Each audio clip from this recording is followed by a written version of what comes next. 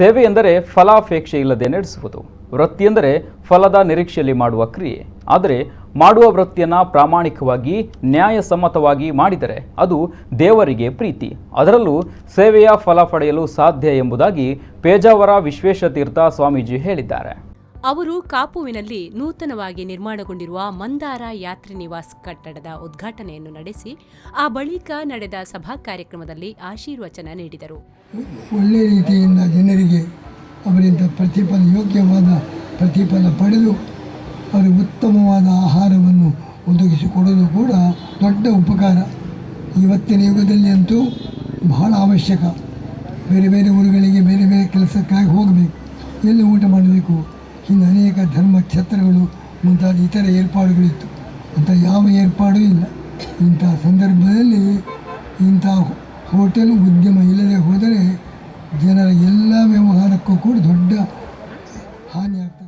ಮುಖ್ಯ ಅತಿಥಿಯಾಗಿ ಭಾಗವಹಿಸಿ ಮಾತನಾಡಿದ ಕಾಪು ಶಾಸಕ ವಿನಯ್ ಕುಮಾರ್ ಸೊರಕೆ, ಕಾಪು ತಾಲೂಕಾಗಿ 33 ಸರ್ಕಾರಿ ಕಚೇರಿಗಳು ಇಲ್ಲಿ ತಲೆ ಎತ್ತಲಿದೆ. ಅದಕ್ಕೆ ಪೂರಕವಾಗಿ ಕಾಪು ರಾಷ್ಟ್ರೀಯ ಹೆದ್ದಾರಿ 66ರ ಕಾಪುವಿನ ಹೃದಯ ಭಾಗದಲ್ಲಿ ನಿರ್ಮಾಣಗೊಂಡಿರುವ ಮಂದಾರ ಯಾತ್ರಿ ನಿವಾಸ್ ದೂರದೂರಿನಿಂದ ಬರುವ ಪ್ರವಾಸಿಗರ ಅಗತ್ಯಗಳನ್ನು ಪೂರೈಸಲಿದೆ ಎಂದರು.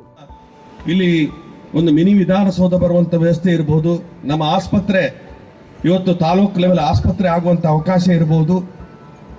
ಇವೆಲ್ಲಕ್ಕೂ ಕೂಡ ಪೂರಕವಾಗಿ ಇವತ್ತು ನಮ್ಮ ಮಂದಾರ ಹೋಟೆಲ್ ಇವತ್ತು ನಿರ್ಮಾಣ ಆಗುವಂತ ಅವಕಾಶ ಆಗಿದೆ. ಇವತ್ತು ಎಲ್ಲ ಸರ್ಕಾರಿ ವ್ಯವಸ್ಥೆಗಳನ್ನು ಸರ್ಕಾರ ಮಾಡಬಹುದು, ಆದ್ರೆ ಹೋಟೆಲ್ ಅನ್ನು ಮಾಡುವಂತದ್ದು ನಮ್ಮ ಉದ್ಯಮಿಗಳಿಗೆ ಮಾಡಬೇಕಾಗ್ತದೆ. ಸಭಾಧ್ಯಕ್ಷತೆಯನ್ನು ವಿದ್ಯಾನಿಕೇತನ ಸಮೂಹ ಸಂಸ್ಥೆಗಳ ಸಂಚಾಲಕ ಕೆಪಿ ಆಚಾರ್ಯ ವಹಿಸಿದ್ದರು. ಮುಖ್ಯ ಅತಿಥಿಗಳಾಗಿ ಶಾರದಾ ವಿದ್ಯಾಸಂಸ್ಥೆಯ ಆಡಳಿತ ಮಂಡಳಿಯ ಅಧ್ಯಕ್ಷರಾದ ಪ್ರೊಫೆಸರ್ ಎಂಬಿ ಪುರಾಣಿಕ್, ಸಮಾಜ ಸೇವಕ ಸುರೇಶ್ ಶೆಟ್ಟಿ ಗುರ್ಮೆ, ಕಾಪು ಮಾಜಿ ಶಾಸಕ ಲಾಲಾಜಿ ಆರ್ ಮೆಂಡನ್, ಕಾಪು ದಂಡತೀರ್ಥ ವಿದ್ಯಾಸಂಸ್ಥೆಯ ಮುಖ್ಯಸ್ಥ ಪ್ರಭಾಕರ್ ಶೆಟ್ಟಿ, ಕಾಪು ಪುರಸಭಾಧ್ಯಕ್ಷೆ ಸೌಮ್ಯ ಸಂಜೀವ್, ಅನಿಲ್ ಕುಮಾರ್, ವಿದ್ಯಾಧರ್ ಪುರಾಣಿಕ್, ಸಂಸ್ಥೆಯ ಮಾಲಕ ರವಿಕುಮಾರ್ ಮುಂತಾದವರಿದ್ದರು. ಸುರೇಶ್ ಎರ್ಮಾಳ್, ವಿ4 ನ್ಯೂಸ್ 24/7, ಪಡುಬಿದ್ರಿ.